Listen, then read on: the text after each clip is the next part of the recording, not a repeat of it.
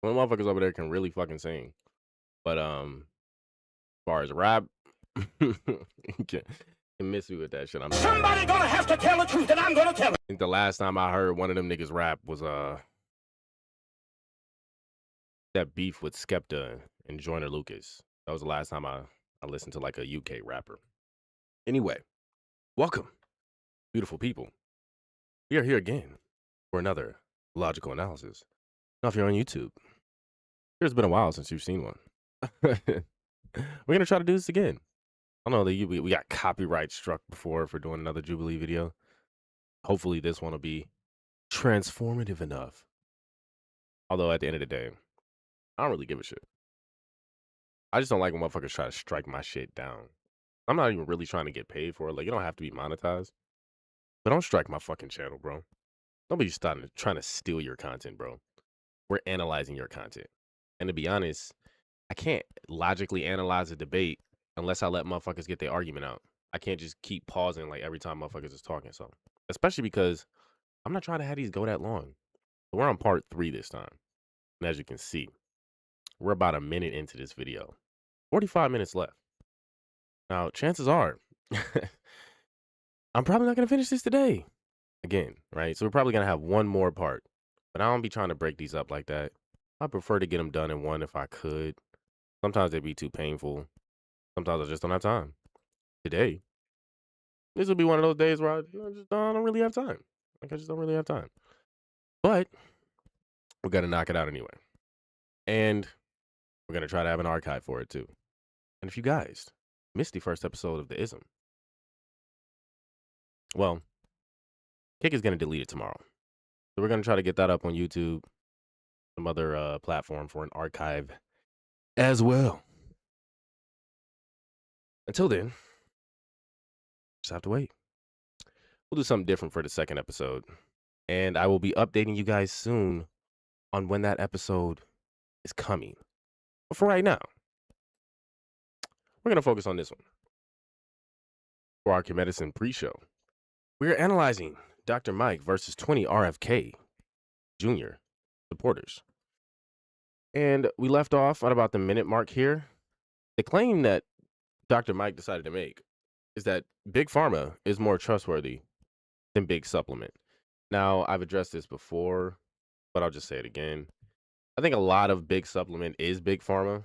Like, Somebody gonna have to tell the truth, and I'm gonna tell it. Completely honest. So I don't know really what he thinks he's saying here. It's really more about the fact that they have all these other regulations that can be held accountable and whatnot. But the reason they have those regulations is because they're promising people certain things. They're making certain claims about the products. Got a lot of people who have supplements. They can't actually make those claims, right? They have to kind of soft pedal the claims about what they can do and what they can cure. Really, what they do is they'll tell you about what the things themselves can do naturally, right? And they'll tell you what it's been discovered that they have an effect on. And then they'll tell you, like, this cocktail is supposed to help with this. It's supposed to give you this result or whatever. But they don't tell you, like, this is going to cure this or do this or, like boost your immune system necessarily, yada, yada, right? They don't make definitive claims necessarily. They're not held accountable to the same degree. Big Pharma, they're doing something different. But in general, like when he says Big Supplement, saying that they're more trustworthy than Big Supplement, like they're kind of one and the same, right? The majority of Big Supplement, especially when we say Big Supplement, is going to be working hand in hand with Big Pharma. In fact, Big Pharma probably is getting off the products that they can't get off in the pharmaceutical industry, in the supplement wellness industry. And a lot of these smaller companies, I don't think are responsible for the majority of the uh, negatives, side effects and people abusing the system that you see. I'm not saying that they aren't part of it, but I don't think you can make the argument that they are the majority of it. In fact, like, let's just look here before we start. We can check here. And I'm gonna leave this window up. So if you're wondering why, blame YouTube. And if if this video doesn't get struck, then we'll know why. I guess there's just certain rules to fair use or whatever the fuck, whatever. Um, so let's look here. Are the majority of, let's say, harmful supplements? We'll just check, see what the AI says. Are the majority of harmful supplements? It's the best way I could describe, or the best example I could use of whatever he's trying to justify why big supplement is worse than big pharma, like that they have these side effects and all these other things that can happen, but they can put them on the shelf supposedly with very little regulation or none at all, right? So let's say, are the majority of the harmful supplements on the market, let's say, coming from smaller businesses? Let's just see if that question can be answered. And then the next question we're gonna ask is like, are we right about big pharma working hand in hand with big supplement? While there was no definitive data confirming that a strict majority of all harmful supplements originate exclusively from small businesses, evidence suggests that small fly-by-night or hidden companies account for a massive share of adulterated products, particularly those sold online and via social media.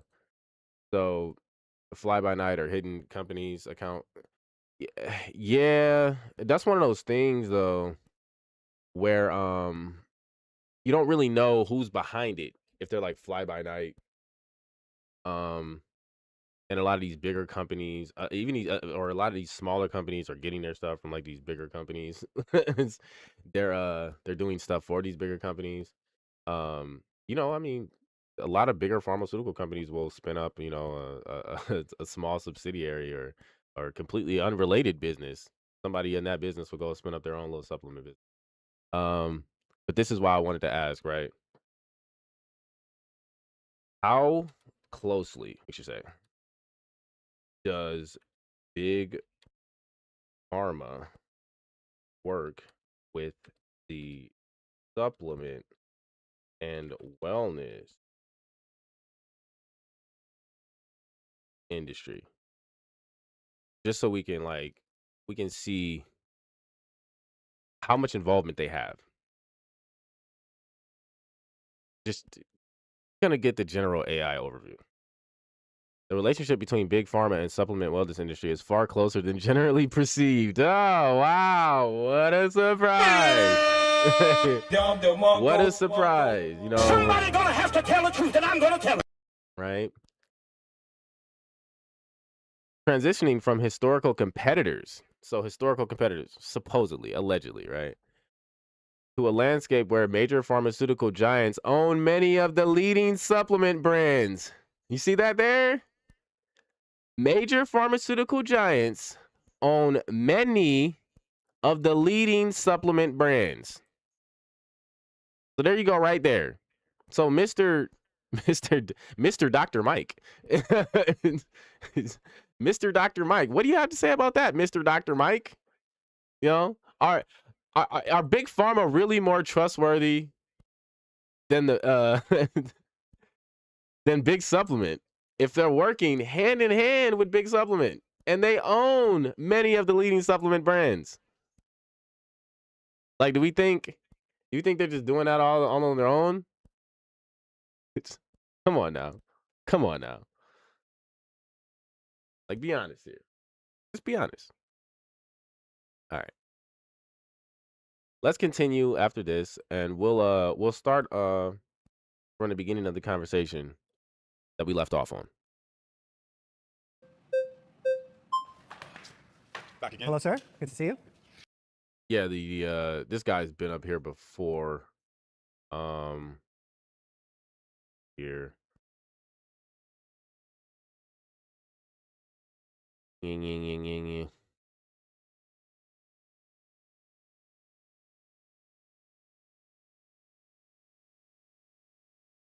Okay, so I want to point out something that you did.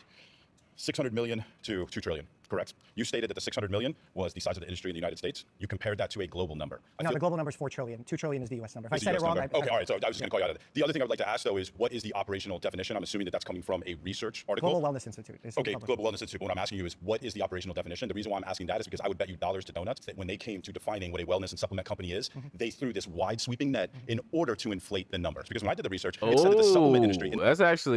That's a good point he's making there, right? How quickly do I have this sped up? Hold on. 1.5. That's fine. We can leave it there.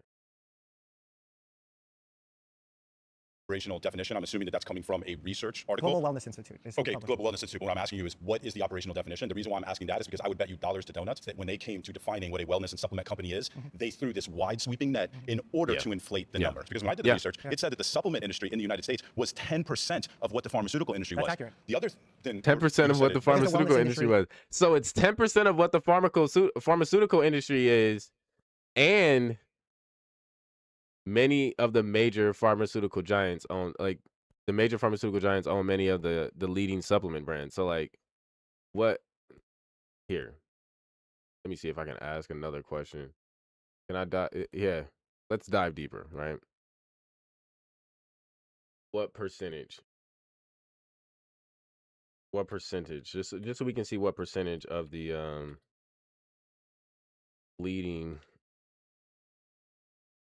supplements, or actually, what percentage of supplement brands, just in general? Let's see. What percentage of supplement brands are owned by pharma giants? Just to make that shorter, more succinct. Precise percentages are difficult to track because the industry is highly fragmented. Yeah, and I mean, there's companies where you wouldn't even know they own another company because they just, they had somebody that's a part of the company or a part of their board go and open up another company, and you got a bunch of the same people working there. It's just whatever. Precise percentages are difficult to track because the industry is highly fragmented, but big pharma and large consumer health conglomerates dominate the market share of total sales, even if they own a smaller percentage of the actual brands. So they sell, like, even if they own less of the brands, they're saying they still sell more. They still sell the most. Despite the dominance of giants, the industry remains largely comprised of small to mid-sized players. So historically, over 50% of supplement firms are small businesses with fewer than 20 employees and annual revenue under 1 million. Okay, so it's not the majority. It's not the majority, but it says historically over 50%. There's actually no real way to tell because they can't give us an exact percentage. But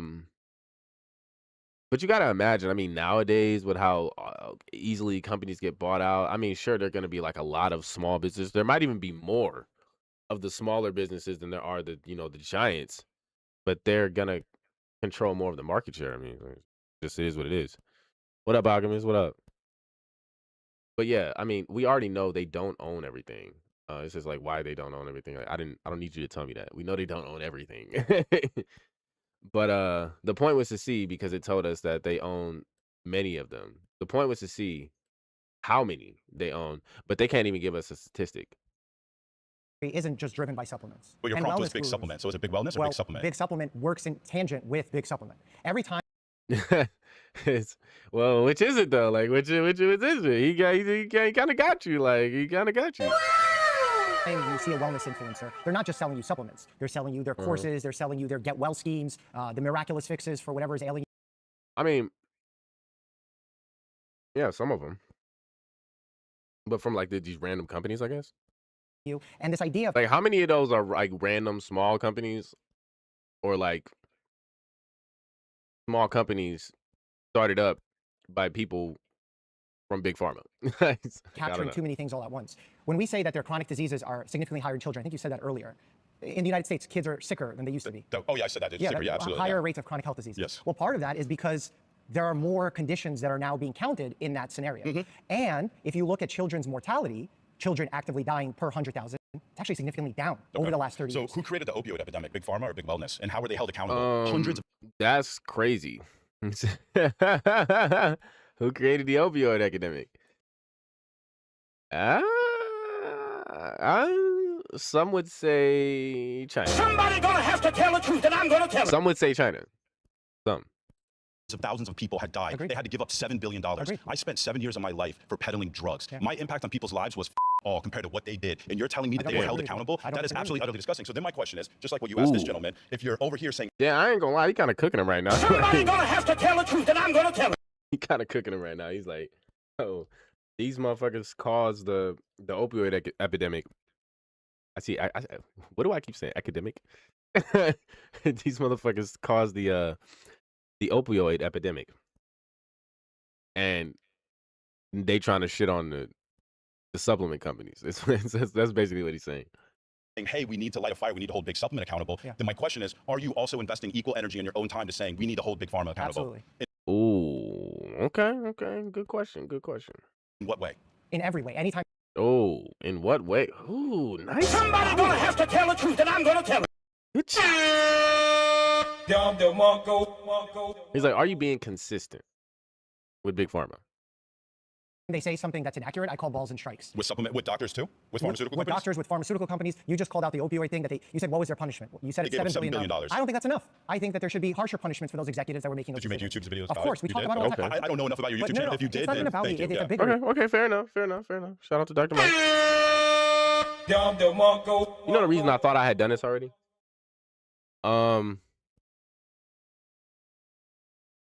I don't know what it was. I think he had like he had another episode of Jubilee. I just realized it earlier because I almost opened up the wrong video. He had one where it was like Dr. Mike versus like 20 anti-vaxxers. I can't remember if I watched that one or not. I might have. I don't remember. I probably didn't. But y'all let me know if y'all want me to. After this, for the next, Kemedicine Preshow debate we do. Because I do like to do something, related to health when I do these before Kemedicine. We could cover that one. Dr. Mike versus 20 anti-vaxxers. I don't know if y'all haven't seen it. If I haven't covered it, like I don't think I've seen it myself. I feel like I was planning on doing it, and then when this one dropped, I thought it was the same video, so I skipped over it, and that's why I got to this one so late. issue, but it's about trying to figure out what the truth is by calling balls and strikes fairly. So if we do something wrong in the healthcare industry, I will call it out. And medicine wants to call it out. There's definitely special interest groups that need to be held accountable. But Medicine wants to call it out? Are you talking about like the doctors? if you're going to do it sloppily, like how I believe Secretary Kennedy's doing it, you're actually going to have more bad actors. He likes transparency, right? He said he wanted to run on radical transparency. Can I tell you one thing that he did that's actually going to make things much less transparent? Please do. Every time HHS enacts a new policy since 1946, they had a period of waiting for public comment for people who are stakeholders to talk about how this policy will impact them. Guess what Secretary? Wait, what? Period of waiting for public comment for people who are stakeholders Okay. to talk about how this policy will impact them. Guess what Secretary Kennedy ended this year for the first time since 1946? Do you know why he did it? Yes. Why? Yeah, I mean, it sounds like because it says stakeholders. What do you mean by stakeholders? Like it sounds like people with money invested get a chance to kind of control whether or not the policy gets to stay or not. Which I'm not sure. I'm not necessarily going to say I have a problem with it in theory. I'm just not sure that that's democratic. I'm just saying, like, Somebody gonna have to tell the truth, and I'm gonna tell it. that's not really democratic, right? I can quote you word for word why he did it. Okay, so my understanding No, is I'm going to read okay. it to you. It's not needed, and it's not very effective. Okay, but This is his quote. the reason Yeah, it's not needed. And is it very effective? Is let's see, is HHS waiting period for public comment? Pretty sure that's what he said. Effective.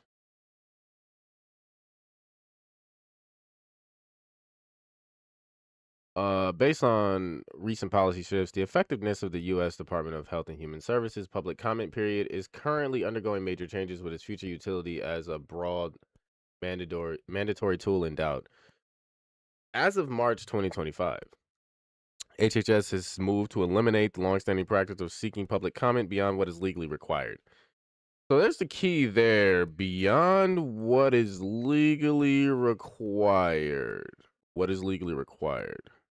Granting agencies discretion to bypass these periods. So they have discretion to bypass the periods beyond what is legally required.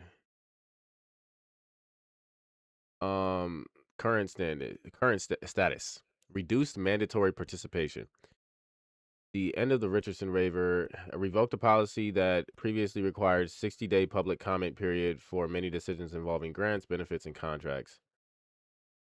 I mean, I guess agencies now have the power to skip public input if they consider it impracticable, unnecessary, or contrary to the public interest.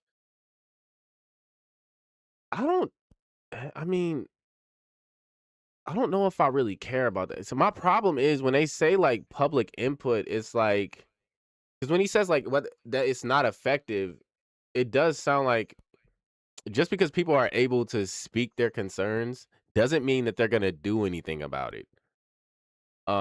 Even if they're not allowed to just be like, yeah, we don't even want to hear it. It's impractical, unnecessary, or contrary to the public interest.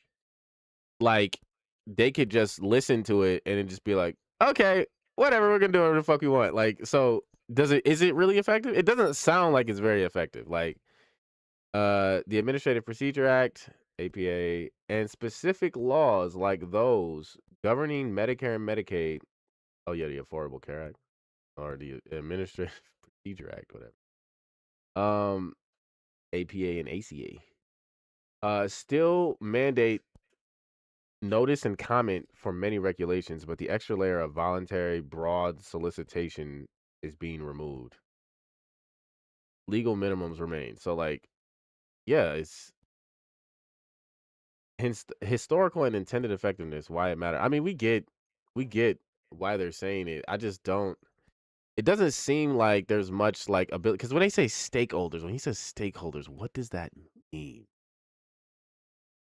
Reason why he said that is because the industries were using that process to actually interfere with things. Wait, hold on And a second. that Public comment. That's what I'm That's what I'm saying. That's exactly what it sounded like when you say like people. When he said stakeholders, I'm like stakeholders sounds like people who are invested in a company. Like that's what I know stakeholder to mean. Like so, like if we just go to like Google Demons, just open another tab with the Google, right? Stakeholder, because I don't know if they mean like voters, because they could consider because in politics a lot of people consider voters to be stakeholders. Um, but an independent party with whom each of those who make a wager deposits the money or counters the wager. That's in gambling, right? I don't know why I even read that. A person with an interest or concern in something, especially a business, right? So that's what the first thing that comes to mind for me is a business. And a person with the interest or concern in regards to a stakeholder, like the only time that people refer to stakeholder typically, from when I hear it, is either in regards to voters or investors in a business. That's how I usually hear it. But when he says that, I'm like, is it just random citizens? Because I feel like random citizens aren't bringing their concerns about whatever medical policy is being put into place to the government. I feel like it's not something the average citizen is doing. It's usually probably going to be people employed by somebody, likely even employed by a pharmaceutical company. Like, so this could work in opposition, right? Which is why the idea that they can kind of wave it away. What is it like? The idea that they have the power to skip it if they consider it impractical, unnecessary, or contrary to the public interest. But if they're doing something that, let's just say, we already know is going to have a positive effect on public health, but somebody pays, some fucking motherfuckers to go out there and say, "Oh, we're worried about this thing because it could affect this and that, and this and that," but they really are just trying to stop it because it's gonna fuck with their money. Well, in that instance, I'm actually not gonna be upset at the agency just being like, "Nah, we don't need to leave this open for any more like public input," because they already have the legal minimums.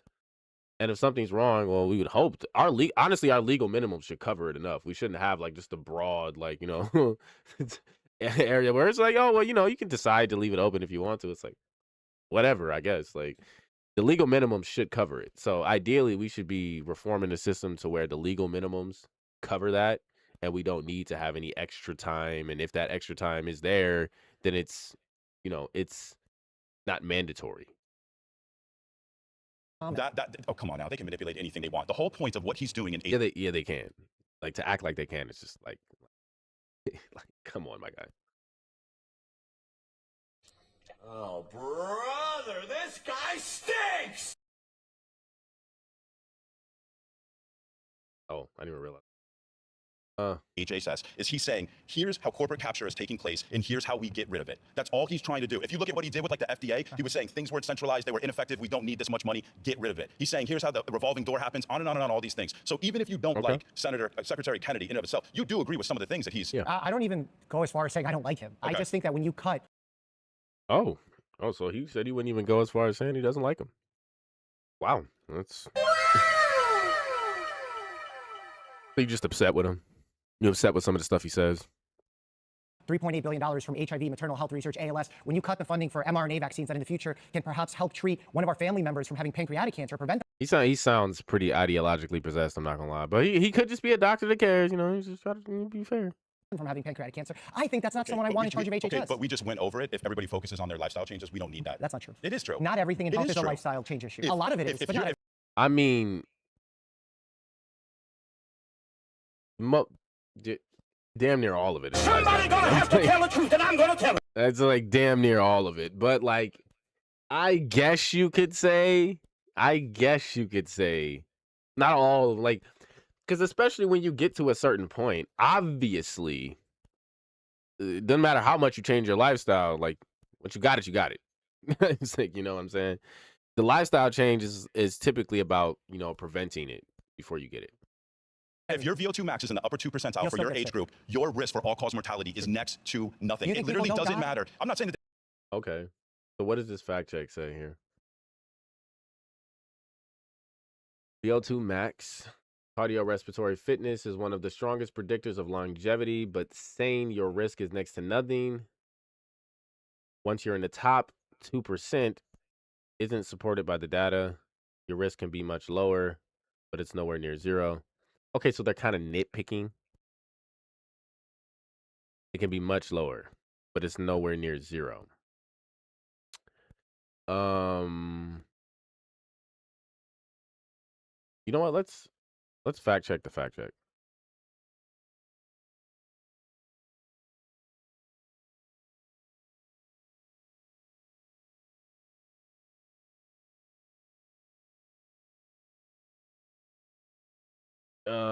Let's see. How do we ask it? How low is your risk of cancer? How low is your risk of cancer if max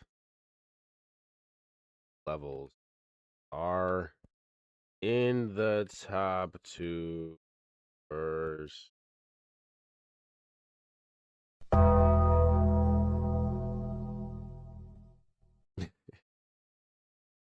Having a VO2 max in the top 2% correlates significantly with significantly lower mortality with higher cardiorespiratory fitness, reducing cancer death by up to 45%, and offering massive protection against lung and colon cancers. It acts as a major longevity buffer, drastically outperforming low fitness individuals in disease resistance.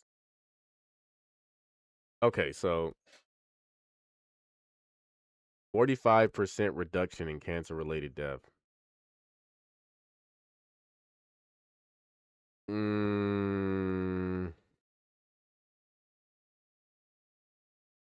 How high is your, like, the only way that this Jubilee fact check really makes sense, right? Because they said it's nowhere near zero. And this is why I do like to dive deeper part sometimes, right? Because we're gonna dive a little bit deeper. All right, what is, like, because you say like your risk can be lower. What is the average person's risk of cancer?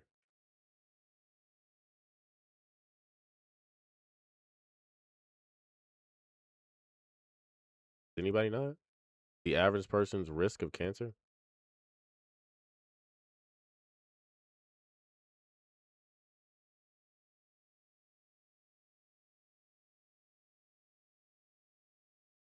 I would say, let's put it like this. Risk of cancer. What is the average person's risk of cancer?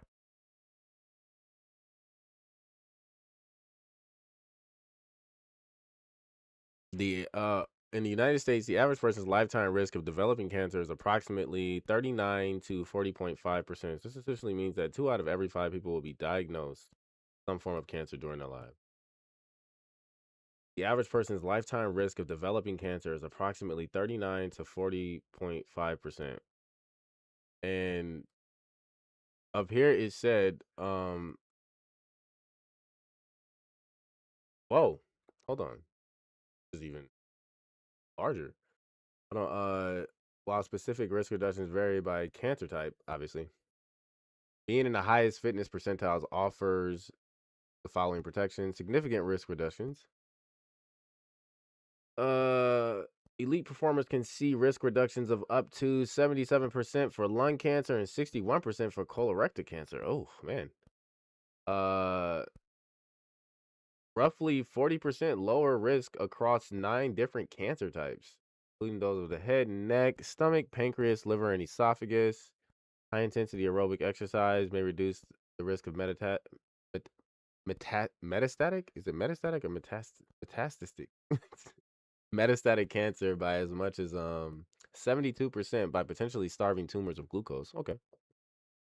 Lower mortality for those already diagnosed. Oh, so even if you're already diagnosed with cancer, high VO2 max levels are associated with a 31 to 46% lower risk of dying from any cause and an 18% lower risk of cancer specific deaths for every unit increase in fitness.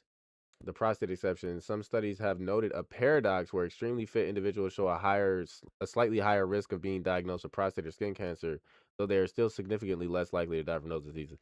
Now that sounds like, because obviously men are the only ones dying of prostate cancer.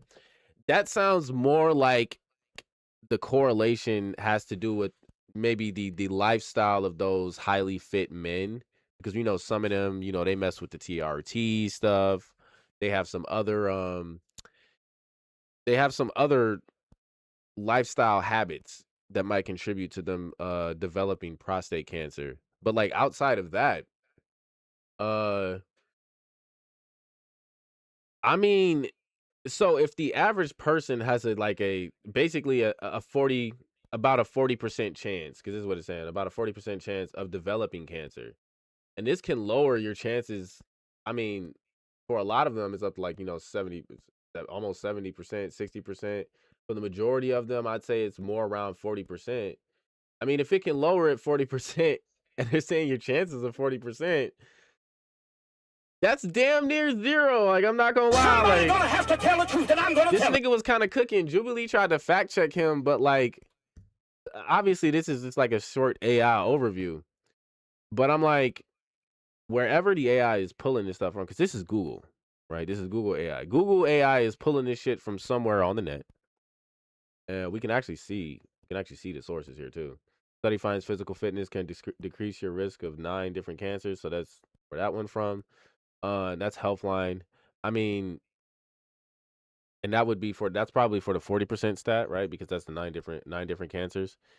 And again, that's all we need there. I mean, that's basically, because if it say it's like 39 to 40.5, that's almost zero.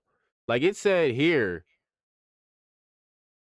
I mean to do that. It said here, nowhere near zero. What up, Anime fan? What up? It said here, right? Your risk can be much lower, but it's nowhere near zero. I'm just saying, maybe I just don't understand statistics. That's just perfectly reasonable, and maybe I just don't understand statistics. I'm gonna be honest. But when I see that, I'm like, oh, that's why I asked what's the chance that the average person has of catching cancer or dying from cancer anyway, and they're like, oh, 40% or something. Like, okay, well, what does it reduce it by? Oh, well, about 40%. I'm just like, well, Somebody gonna have to tell sounds the like truth, and this I'm nigga gonna was tell it. right to me. That's all I'm saying. Maybe I'm missing something here. That's all I'm saying. They don't die, but like because at least the logic he's using, he's like, well, yeah, like if you're in this percentage, like yeah, it's damn near zero. It doesn't mean it can't happen, but it's damn near zero. Die from chronic disease is ultimately what it comes down to. But do you believe in genetic diseases? So genes have to be activated. The bad genes are activated by oxidative. Oh, we cooking. You know what he talking about. You know what he talking about. Stress. Literally all disease is related to mitochondrial dysfunction. Okay. Which Secretary Denny said he can diagnose. Oh shit! What did he just say? Yo! Inky on line 19. Somebody gonna have to tell the truth, and I'm gonna tell it.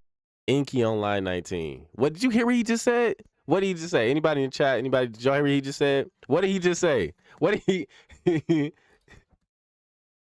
What did he just say? Did he say something that we hear Inky say? He said, I think there's a book on this somewhere, isn't it? Who wrote that? Who wrote that book? You know what I'm saying? This is perfect. This is perfect for the Kemedicine Preshow. This is perfect. This nigga's going in right now. Which is why VO2 max is so powerful. Yep, related to mitochondrial disease. Oh man, tonight and Inky talking about this all the time. This is what the Kemedicine book is about, right? You are judging the respiratory exchange ratio, which is telling you if your body is using fat for substrate or if it's using sugar for substrate. You are then judging the lactate threshold. And if you use more fat for energy and your lactate threshold is further off, there is less oxidative stress in your body, which does not damage genes, which means that your likelihood for cancer and all-cause mortality. Oh, bro, look at, you see how this nigga's just nodding? You see how he just cooking and Dr. Mike is just sitting there nodding? He's like, yep, nothing, like didn't have a single fucking thing to disagree with. He ain't had nothing to say. No, God, right? Y'all want to see a dead body? No, he's really cooking right now. And you see Dr. Mike ain't got shit to say. He's like, no, he's okay. No, that's correct. For substrate or if it's using sugar for substrate, you are then judging the lactate threshold. And if you use more fat for energy. Now he's nodding. He's not just listening, he's nodding. He's like, no, yeah, okay, correct. And your lactate threshold is further off, there is less oxidative stress in your body, which does not damage genes, which means that your likelihood for cancer and all-cause mortality is next to nothing. But that's not true. It is true. Next to nothing. No, I mean, it's low-key true. High VO2 max is associated with lower cancer risk and better cancer outcomes, but it is not protective in an absolute or guaranteed way. That's not what the fuck he said. Like, look at, that was the wrong one, by the way. That's not what he said. He didn't say it's like absolute or guaranteed that you're not going to catch it. He said it's next to nothing, which is quite literally true. We just looked at the numbers and you tried to say it's significantly low, but nowhere near zero. But it seems to be pretty fucking close to zero. And nobody's saying that it's impossible for it to happen. Because even when it said there, like, even if you have high VO2 max levels, you might have a higher risk of like prostate cancer, depending on the type of lifestyle you're living. Who knows? True. It's not true. So then you're telling me that Dr. Attia is full of shit? Dr. Attia? I don't think Dr. Attia would agree with you. I think he would say VO2 max, focusing on that, will decrease someone's likelihood of dying from heart disease. It will improve biomarkers. Wait. He tried to disagree with him. He only tried to disagree with him about that one point. You noticed that. Stress in your body, which does not damage genes, which means that your likelihood for cancer and all-cause mortality. Like, he really wants them to just keep funding this cancer research, even though this nigga basically just highlighted one of the main things that we could probably one of the closest things we can consider an actual like cure to cancer. Is next to nothing. But that's not true. It is true. It's not true. And it's literally just as simple as the lifestyle change and just being more active. So then you're telling me that Dr. Attia is full of shit? Dr. Attia? I don't think Dr. Attia would agree with you. I think he would say VO2 max, focusing on that, will decrease someone's likelihood of dying from heart disease. It will improve biomarkers. He's literally said it. Your risk is next to nothing. The whole point is that the current system that you are supporting, all right, quality of life goes up. Oh, wait, hold on. Did he quote him? He would agree with you. I think he would say VO2 max, focusing on that, will decrease someone's likelihood of dying from heart disease. It will improve biomarkers. He's literally said it. Your risk is next to nothing. All right, so who is this nigga? 'Cause I do want to see, like, so who is this? So who is Dr. Attia? Canadian author and former researcher. Okay. Dr. Attia. So now that we know who Dr. Attia is, right? Did Dr. Attia say increase your VO2 max, increasing your VO2 max levels will lower the chance of cancer death or whatever, right? To next to nothing. I'm just trying to see if I can find anywhere he actually said this. Dr. Atia doesn't seem like a community scholar. Dr. Atia does not seem like a community scholar.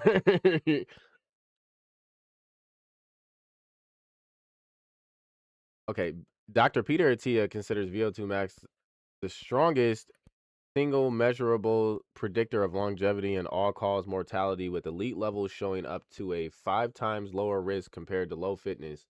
While he emphasizes it drastically reduces cancer, disease, and dementia risk, he does not claim it eliminates them. All right, but that's not the fuck I asked you, Gemini. Um, let's see. Not zero risk. While it's significantly lower risk, it does not make the chance of cancer death next to nothing, but rather, all right, that's not what the fuck I asked you. Again, it's like, I asked you what did this nigga say. Um, all right. Let's see if we can do quotes from on VO2 max levels. Let's just see.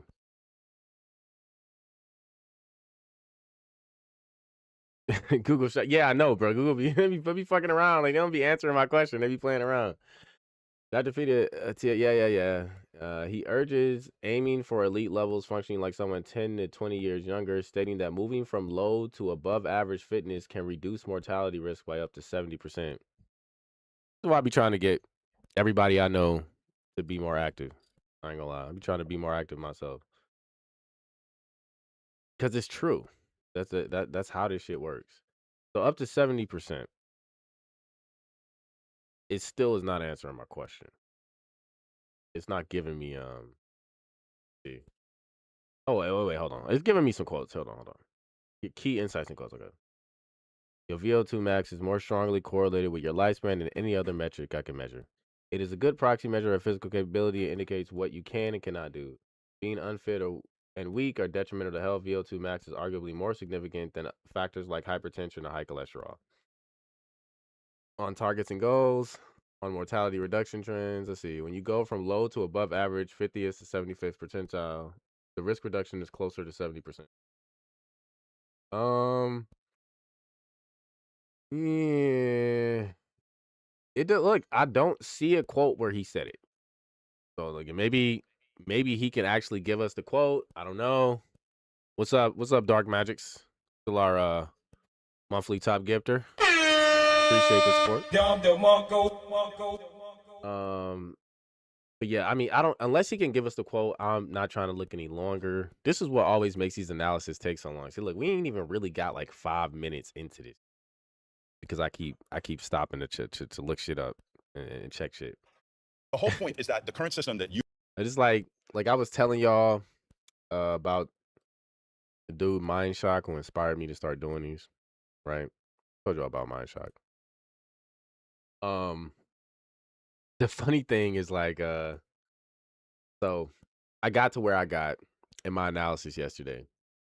And again, check out Mind Shock if you haven't. You don't know who Bruce McGuire is. I started the Anna Kasparian and the Pearl debate yesterday. And I actually ended up leaving off around the same part that Mind Shock ended off. But he has 3 parts. 9 out. Not quite, but Mind Shock does like, I mean, he will do like, 3-hour long, 2-hour long, hour and a half long parts of logical analysis, and he will break down like you think I'm stopping a lot? Like I said, I stopped where I stopped yesterday. I think we got like an hour and a half, maybe 2 hours. This nigga 3 streams, at least an hour and a half, at least 3 streams of an hour and a half, at least. this nigga then only got through the same that I got through in like an hour and a half of one of my streams. Just because the fact, if you actually decide to do fact checking and like strict logical adherence, dinging them for every fallacy, everything they say, every false premise, everything, you could be here all day. So I'm not gonna be the one to do it for you. If you want somebody that will do that for you, right? If you want somebody that will do that for you, check out Bruce McGuire, right? Check out Bruce McGuire. The Mind Shock Podcast. Mind Shock Podcast. And here, real quick, show you that. It's the channel right there. Bruce McGuire, Mind Shock Podcast. Check them out. I'm gonna show you guys actually when we get to continuing the Pearl and Anna Kasparian debate. I'm gonna show you some of his analysis so that I don't have to go over some of the shit he went over. But yeah, as you can see here, like this nigga has multiple shit. Like he does the in-depth, real in-depth analysis. I could, but I ain't got time for that shit. Like I ain't got time for that shit. I be trying to finish mine up quicker than he finishes his up too. Like, you know, I don't know. Like he might not finish this for like another couple months. All right, because he got a couple he still hasn't finished yet that I'm waiting for him to finish. And I'm just like, bro, like you got just a little bit left of this debate. When are you gonna finish it? All right. But that's enough of me. It's enough of me nerding out. All right. I just like to. I love when people can do like great fact checking and shit or whatever. And that's why you see me like. You ever see me push it back against HJ in the chat? You think I'm arguing with him and shit like today and shit, right? Like about like the Gavin shit. I'm never actually like pushing back because like I'm just playing devil's advocate for fun. Like that's how I troll. That's how I troll. That's what I do. That's what I do. Because at the end of the day, like if you think I'm not analyzing that nigga when I'm listening to him talk, like you know I can be a fan, you know I can listen, I can agree with the takes and shit, but I'm still analyzing everything that nigga HJ says. So if that nigga say something wrong, I'm gonna say it's wrong. Somebody gonna have to tell the truth, and I'm gonna tell it. I'm gonna say that logic does not compute. All right. Somebody gonna have to tell the truth, and I'm gonna tell it. You know. So anytime that nigga want to set up the debate, you know I'm ready. What up? Pull up. I just be practicing. You know what I'm saying? It's just practice. It's just slight work. Slight work. All right, back to this shit. You are supporting, all right? Quality of life goes up, we're in our 30s and our 40s, and it drastically starts to drop. I don't think it should be that way. Okay, it shouldn't be that way. It should just be flat, and then all of a sudden we should just go straight down. Well, I don't think quality of life should ever just go flat. I mean, well, no, I mean, like, so like my... I actually think medicine, that's where it's up. I think medicine does this thing Dr. where... Atia has talked about the chart where if you look at the difference that drugs have made, it's at the very end of life. It doesn't actually extend life. A lot of times, yeah. If anything... Yeah, that's true. There's like this much of a gap as far as improving quality of life at the end. So if you're really looking at the research, the drugs have done absolutely nothing. And the other thing that it does is it shields you people. have sepsis. Yeah, arguably. A lot of the supplements have done more for people. So I'm just telling the truth. Like I've gotten more benefits from supplements than I've ever got from any pharmaceutical product ever. Somebody gonna have to tell the truth, and I'm gonna tell it. Like ever. I don't even take allergy medicine anymore. Like unless I really, really have to like stop the fuck my nose from running or some shit, or I'm sick. Like then I just need to stop the symptoms. I don't even really take that shit. Like I just blow my nose or something, whatever. Like it's whatever. Why? Because a lot of the time it'll help you temporarily and then it'll fuck something else up. So like I take some allergy medicine to stop my nose from running. And now my nose just dried the fuck up and I can't breathe. You know what I'm saying? Like somebody gonna have to tell the truth, and I'm gonna tell it. I would have rather just not have taken it. That's why I stopped taking allergy medicine. And you are incredibly sick. Acute versus chronic. When it comes to acutes, I will sit there and say, yes, we need doctors, yes, we need pharmaceuticals, okay? Sure. But when it comes to and chronic when someone's disease... born with type 1 diabetes, are you going to tell that person go VO2 max? Why are they born with type 1 diabetes? I don't know, but you don't know? Tell me why they're born. Do you not maybe think? Yeah, immune boosts, yeah, they definitely help more. I don't know why the fuck didn't that pop up? Chat bugging out? Hold up. Oh, fuck it. Hold on. Refresh. Okay. Maybe it'll work now. Think that it's because the mother was unhealthy and there was oxidative stress that It possibly... definitely raises the risk of it, but you don't think that people will need pharmaceuticals I don't know if why they this shit just glitched the think fuck about their... out. The fuck is Yeah, no, it's not showing. I We don't know have to make why a is it choice. illegal? what the Why fuck can't just it be happened. both? Okay, but here's the deal: we only have so much money, right? Sure. Do we have unlimited funds? Well, we can separate it we need appropriately. to. So we need to make the decision: are we going to continue to treat and enable, or are we going to prevent? Okay, if we start taking our money and we start putting it into prevention, things will I love change. Things will prevention. happen. You know what helps with prevention? Vaccines. You know what Secretary Kennedy doesn't support? Vaccines. Okay, pause. I mean, I guess. Thank you. What's this nigga? I hate this nigga. Big Pharma watching the stream. Oh God, he trying to fuck our shit up. This nigga say, "Hey, you see that nigga smile? He knew that was a good Vaccines. conversation." You You know what look. Secretary Kennedy doesn't support? Vaccines. Okay, pause. Thank you. No, yeah, no, he appreciated that. He appreciated that. This guy, if he bring anybody back at the end of this, he bringing him back. He bringing him back. Yeah, I don't know what the fuck. This chat just be bugging sometimes. I don't know. Love the colors. I like this one better than the Absolutely. Pleasure. Streamlabs chat. Got some notes? The only thing I don't like about the Restream chat compared to the Streamlabs chat is whenever I use like because I have the white background, like when y'all put the Men of Order symbol on it, because the Men of Order symbol is a white symbol, it barely shows up. Yeah. We need a black one. Need that. Tell that nigga HA to add a black one so I can work with my background. Notes? I love I it. do. Love- You said that dude was Dr. Inky's Jacobian clone. Hey, yo, man. Yeah, you know what? Shout out to Dr. Winky. I don't know. I just threw like a W in front of Inky because he white. But that shit sound kind of. So let me chill. Love to I see do. it. I do. It's not every day you get to sit down across from a doctor. I mean, if your doctor's not spending time with you, I think you should look for a second opinion instantly. Perhaps so, but I'm a long ways away from you, and you're Wait. What do you mean if your doctor's not spending time with you? Oh, shoot. What just happened? Skipped ahead by accident. Pleasure. It really is. Got some notes? I love do. it. Love to I see do. it. I do. It's not every day you get to sit down across from a doctor. I mean, if your doctor's not spending time with you, I think you should look for a second opinion instantly. Perhaps so, but I'm a long ways away from you, and you're unique. Okay, so my first question for you is, you spent years in med school. Right. You spent years practicing. What has been your chief goal? To keep patients as healthy and happy and have the highest quality of life for as long as possible. Okay, I think that's what everyone's looking for interesting. from the medical industry, and I did call it an industry. Shout out to the sister. Auntie up here. I'm not saying that that's you. No, it is me. Okay. Don't hedge it. It's me. It's Yeah. you. I think what's so important is that the time that you spent there, how much of it was spent trying to give your patients something that would prevent them from getting sick, rather than treating them after they've gotten sick. A lot. Can Okay. I give you some examples? I'd love it. When a Interesting. patient comes in for their annual physical, it's funny to say, but I don't think annual physicals really exist. I think most people come in because they have a problem and then they just Yeah. tack it onto Yeah, their annual it's true. physical. But Yeah, that's true. I think about what risks they face. So if someone has an elevated BMI, not the best way to judge obesity, but using my vision and the BMI number, I can tell if they have obesity. I will check certain blood variables to see if they have prediabetes. Okay. I will check their blood pressure. Essentially thinking about a form Okay. of primary prevention. Because the number one killer in Okay. America is heart disease. Okay. And my goal is to decrease death, improve quality of life. And the way that I think about that is by preventing cardiovascular disease, which is heart attacks, strokes.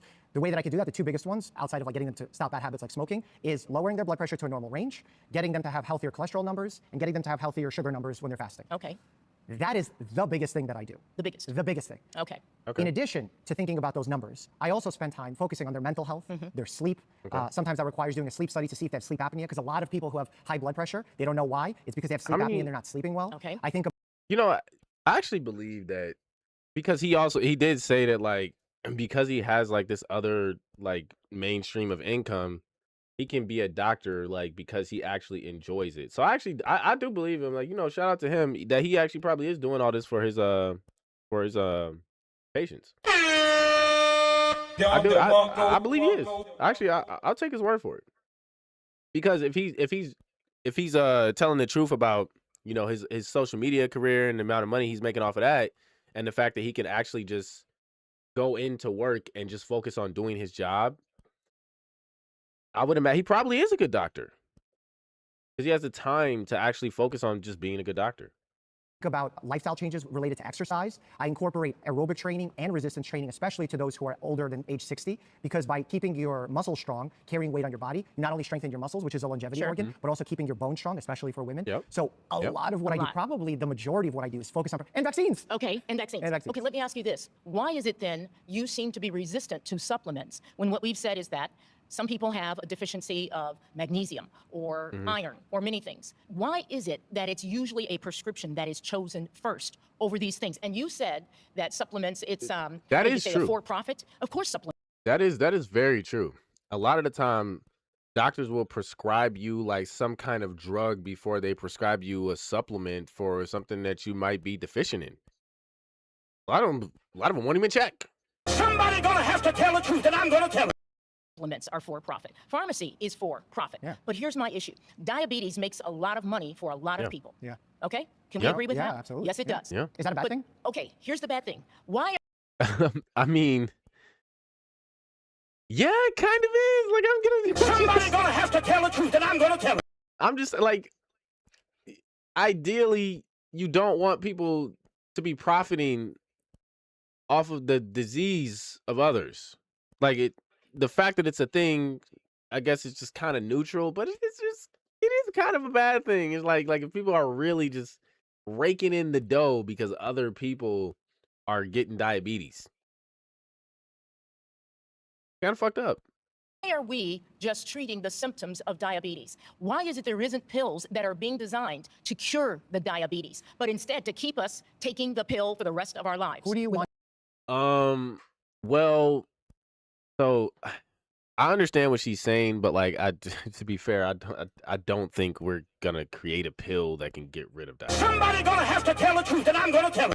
That's another one of those things that's probably gonna be more related to lifestyle changes, you know? And so, I mean, we know the cure to most of these issues, right? All the side effects. Or the way to avoid most of these issues. Because honestly, it's like preventative is the best way to go about it, because once you have something, it's going to be kind of difficult to get rid of it, especially if the reason that you got it is because of years of not taking care of yourself. I want an industry that is maybe linked to the idea of good health, cure. Why are we treating people for a lifetime and never coming up with something? Metformin has never cured anyone of diabetes, yet it's the #1 prescribed drug in America for diabetes. Hasn't cured anyone. Why isn't that the goal? I think it is the goal. I just don't think we... Well, were they even trying to cure anybody of diabetes? I'm just saying, just to be fair, right? Because we're examining argumentation here, right? Did they ever say that they were trying to cure diabetes?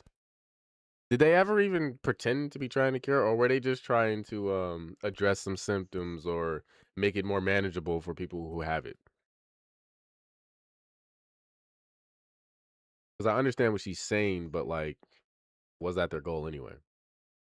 And is that even the goal of like Big Supplement? Because we got to remember here, the claim here is that Big Pharma is much more trustworthy than Big Supplement. And I'm not sure, like, it's somewhat, it's adjacent for sure, but like the questions she's asking don't speak directly to it, at least. We have the cure. And you know how we get the cure? Research dollars. We're weaponizing all these words against Big Pharma, but we need them to create the cure. And look, I'll tell you what some conspiracy mind... We need them to create the cure. That was a crazy statement. We need them to create the cure. We need Big Pharma to create the cure. Oh my God. Oh my God. Oh, brother, this guy stinks. That people think, and I've thought it to myself because I think it's important to think about the other side. Is Big Pharma withholding cures because they want us to be subjugated to their medication and paying them their whole lives? Reasonable question, right? Yeah. I think about that myself. So pharmaceuticals for profit, they make a lot of money if they make a cure. Why would they not want to make a lot of money if they make a cure? Because once the cure comes... Because...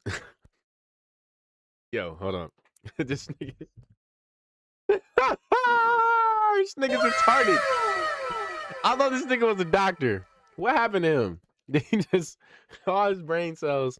It's like, for some reason, all his brain cells just leave when he actually starts trying to think about something that goes against his worldview. Because I don't think he's stupid. It is kind of hard to become a doctor, I'd say. I'd probably say it's hard to become a doctor being stupid. But you would be confused if you were seeing this nigga talk right now, because I'm like, let's just listen to this one more time. To be subjugated to their medication and paying them their whole lives. Reasonable question, right? Yeah. I think about that myself. So pharmaceuticals for profit, they make a lot of money if they make a cure. Why would they not want to make a lot of money if they make a cure? Because once the It's pharmaceutical it's for profit.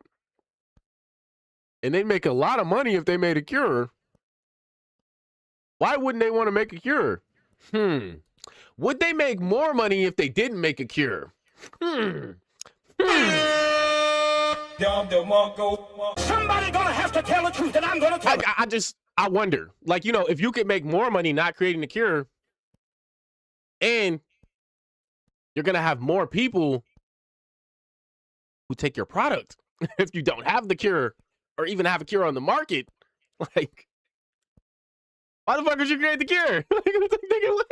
Like, what are we talking about right now? Somebody gonna have to tell the truth, and I'm gonna tell What it. are we talking about right now? If the goal is profit, it's not about whether you can make a profit. It's about how you can make the most profit, nigga. Like, what are you? Somebody gonna have to tell the truth, and I'm gonna tell it. You leaving out half the equation, nigga. Do they make more money by not creating it? Yes, because if they create the cure, now people no longer have it. That's gonna be one case use, probably, right? Or maybe there's a treatment plan, right? But after the treatment's done, they're not buying the shit no more. They're gonna have to buy something else from you. That's the only other way you're gonna make money off that person, right? But if you don't cure it, and it's not like a one-time thing that they don't ever have to go back and get again, right? Anybody who develops the issue is gonna still keep buying your product. People who have the issue already on keep having to buy your product. Like, you're gonna be making money forever. The flow of money never stops. It never stops. So do you want the endless cash flow or one big money dump? Because that's what you're talking about here. And if you think a big fucking company, a big pharmaceutical company is gonna be like, oh yeah, just give me the big money dump. I don't want to make money, like have money just print itself for years to come. Like, what? I mean, like, you gotta, like, I know he's a doctor, but like, you gotta have some understanding of economics and business up in that brain of his. Like, what the fuck is going on? Somebody gonna have to tell the truth, and I'm gonna tell it. It's insane. the cure comes, then we're not a slave to the, right? We're no longer a slave to their pharmaceuticals. I think the same. I'm sorry. Did anybody see that lady in the background? You see her nod her head? What the fuck? Like she possessed. Pharmaceuticals for What's profit. going on? They make a lot of money if they make a cure. Why would they not want to make a lot of money if they make a cure? Because I'm sorry, that's just such a fucking stupid question. Like, he thought he was cooking when he said that. Why would they not want to make a cure if they make money off of it? once the cure sorry. comes, then we're not a slave to the, right? Like, you see the lady in the background? Look at her smile. She got this big ass smile. She like,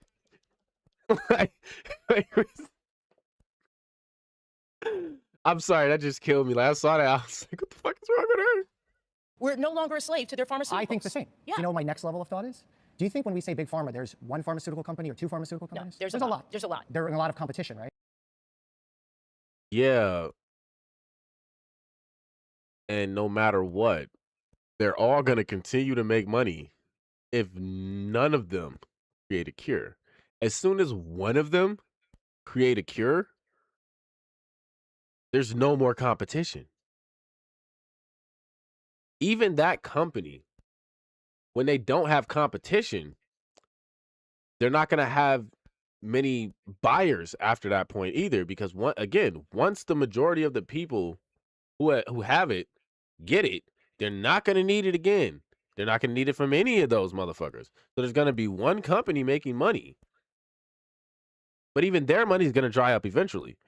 If they can all make an agreement, like a soft agreement, and just realize that, hey, yeah, nobody's breaking the game, right? If they all realize, hey, if all of us just continue to do shit this way, we can all continue to make money, they're probably going to do that. Because even the person who, quote unquote, wins at the end of that still technically loses out.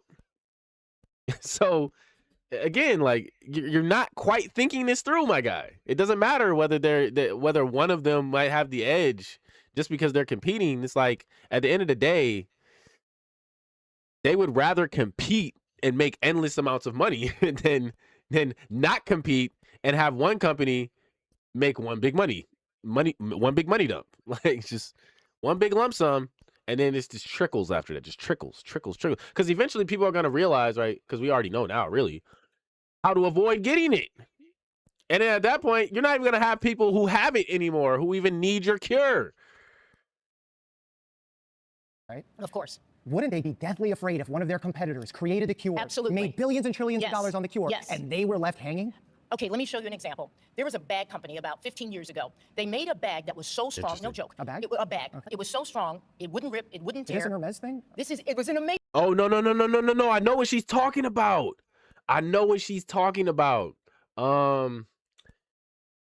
Hold on. It's because she's kind of cooking.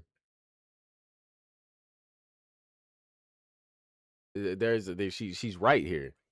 Amazing bag. I am telling you, it was an amazing bag. But guess I what? thought you were going to tell me about the Birkin right now real quick. They what? No, not at all. They went out of business because guess why? You only had to buy one. Yeah. You only had to buy one. It You only lasted had to you the buy next one bag, 15 yeah. years. I think this is what's going on. Yeah, These yeah. people are in it for the profit. That's why they rush to try to protect something, okay? So that way they can say, this belongs to us. When you say and protect it's- something, tell me what you Well, they do the research, they develop a pill, and they make certain that they are legally protected to be the only ones For a to period of manufacture time. that precisely. And the only reason that after that period has run out is because it's run out. And then other companies can do other drugs that... And you know what's messed up about that whole process? Tell me. That they, sometimes when their patent runs out, Yes. they do like a little shady Right, reformulation. exactly. I Yes, agree. I yes. think that's shit. It stinks. I agree. Yes. And I call that out. We're out of time. Great work. That's you. interesting. Yes, I love thank you. you. Thank you. And that was a good conversation because she actually brought up some shit that nobody else had brought up before. My final surrounded claim is that Maha leadership cares less about health and more about money, power, and politics. Okay, so we're on the next claim now, and it's about time for Kemedicine to start. So, I'm gonna have to bid you beautiful people adieu soon. But before I do, y'all want to hear some tunes? We can check out some tunes. Maybe. See. Doesn't look like they've gotten started yet. Yeah, we'll wrap it up here. How'd you guys enjoy everything today? How'd you enjoy the show?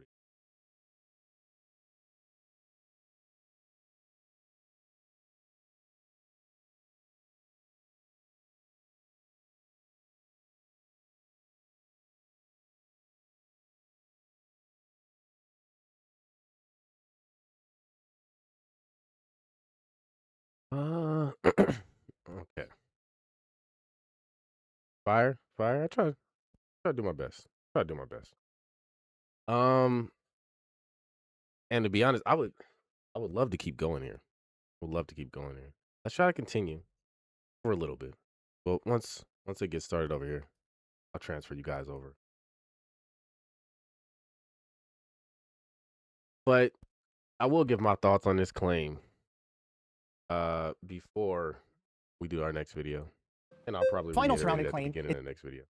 Right? So he says Maha, which is Make America Healthy Again. Maha leadership cares less about health and more about money, power, and politics. I could say maybe Boom. Hotep Jesus. I don't know. Jesus is, I know, he's the Hotep. Kemedicine live reaction. Looks like they're starting here. How the fuck do you get a name like Hotep? Yeah, I don't know. Yeah, Hotep Jesus. this might be true. Like this could technically arguably be true, depending on what you mean by Maha leadership. I'd say if anything, it's just politics. But I don't think in general they care Hotep Jesus? less about health than those things. But looks like they're getting started over on Kemedicine. So I'm gonna transfer y'all over. One sec. One sec, y'all.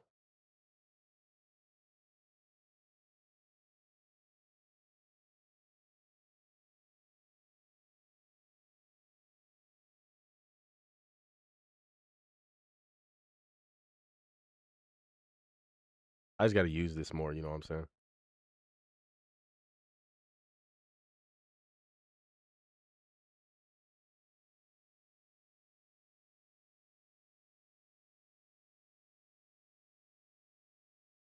There we go. That work? That work for you? Oh well. If it doesn't, too bad. Go meet them over there on Kemedicine. I'm done for the day. I'll catch y'all later. Au revoir.